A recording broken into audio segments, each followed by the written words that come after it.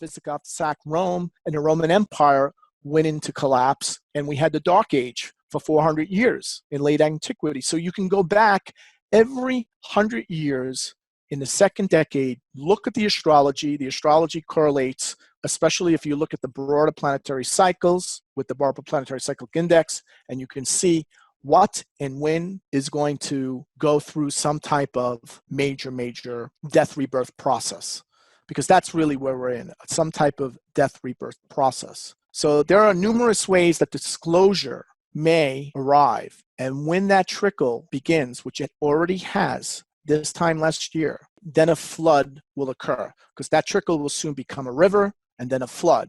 And once this process starts, it's going to be a free-for-all for many institutions and people to reach to the truth. Look at the Saturn-Pluto alignment.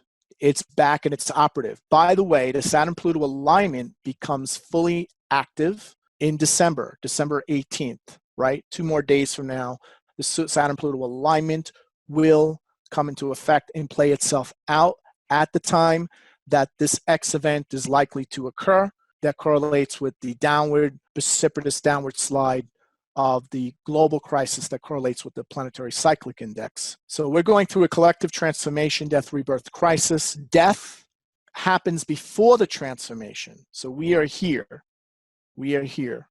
You have the death, the transformation, then the rebirth or the renaissance. So we are definitely at this tipping point. And now we're in reach. So we're going to see this all really play out. And I believe, based on the evidence I've showed you, that disclosure has already started and it's trickling. And that trickle is going to turn into a river, a brook, and then a river. And then we're going to see a flood. So disclosure is impossible. Secrecy is the immovable object. However, disclosure is inevitable. Truth is the irresistible force.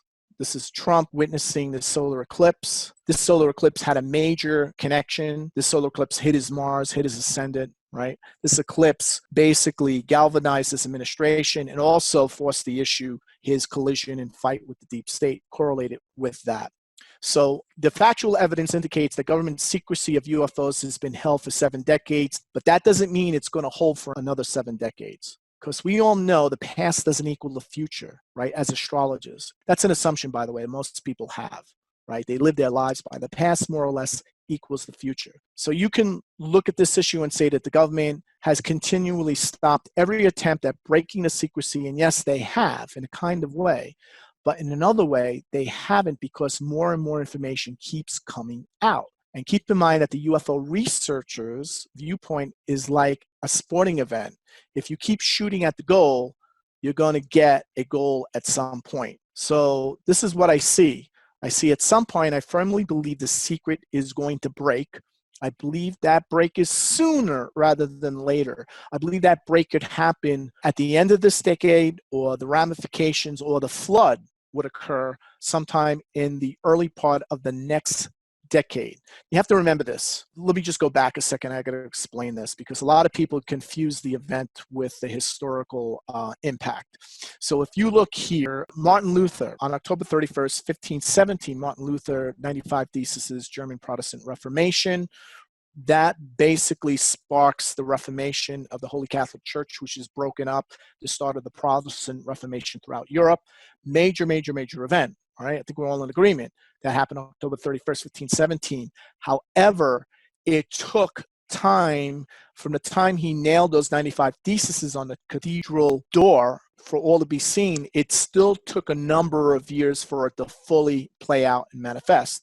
The exact time is sometime around 8 to 10 years after the event, before the Reformation was going full throttle. So there is a lag factor that we can't always say on the day of the transit something will happen. We all know, unfortunately, astrology is not mechanically precise that way. It's archetypally precise, but not mechanically.